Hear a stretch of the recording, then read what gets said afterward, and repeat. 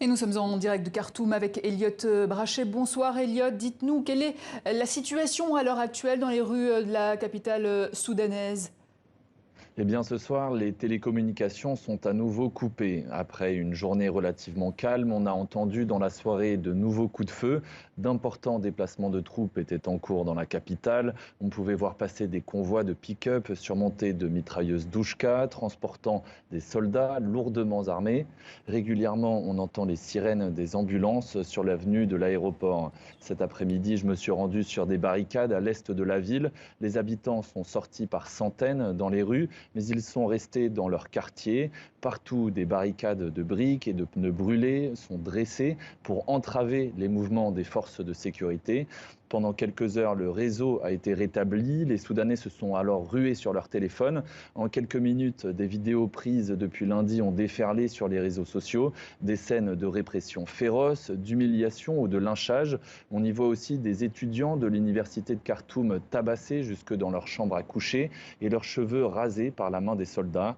À l'heure actuelle, on peut donc dire que la répression se poursuit. Elle a déjà fait au moins 7 morts et 140 blessés. Les manifestants, eux, semblent pourtant bien déterminés à continuer, quoi qu'il en coûte, la désobéissance civile et la grève générale. La date du 30 octobre commence déjà à circuler. Samedi, donc, les comités de résistance espèrent lever une marche du million à travers le pays contre ce coup d'État militaire. On ne sait pas comment va réagir l'armée dans les prochains jours, alors que le flou total entoure toujours ce qui se trame dans les coulisses de la scène politique. La répression alors que le Premier ministre Abdallah Hamdok a été ramené chez lui après avoir été arrêté hier. Quelle est la suite du coup sur le plan politique?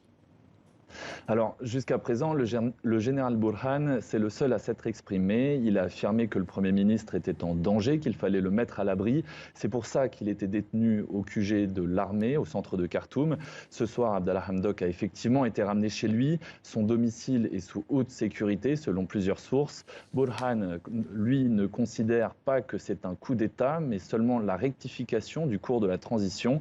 Burhan rejette la faute sur les divisions au sein des partis civils. Il a annoncé la formation prochaine d'un gouvernement de technocrates sous supervision militaire jusqu'à des élections prévues en 2023. Pour l'heure, ce qui frappe également, c'est le silence de Mohamed Hamdan Dagalo, alias Hemeti. Il était le vice-président du Conseil souverain. Il est aussi le chef d'une puissante milice paramilitaire qui, depuis hier, est dans les rues de Khartoum aux côtés de l'armée. De leur côté, Jibril Ibrahim et Mini Minawi, deux anciens chefs rebelles qui avaient créé une dissidence au sein des forces pour la liberté et le changement, ont pris acte du coup d'État. On a aussi des nouvelles de l'Est du pays, bloquées depuis plus d'un mois par des membres de la tribu des Béja. Leur chef, Mohamed Al-Amin Tirik, un ancien partisan d'Al-Bashir, a dit soutenir le coup de force de Burhan et s'est dit prêt à lever le blocage en cours à Port-Soudan qui paralyse depuis plusieurs semaines toute l'économie du pays. Elliot Brachet en direct de Khartoum, merci pour toutes ces précisions.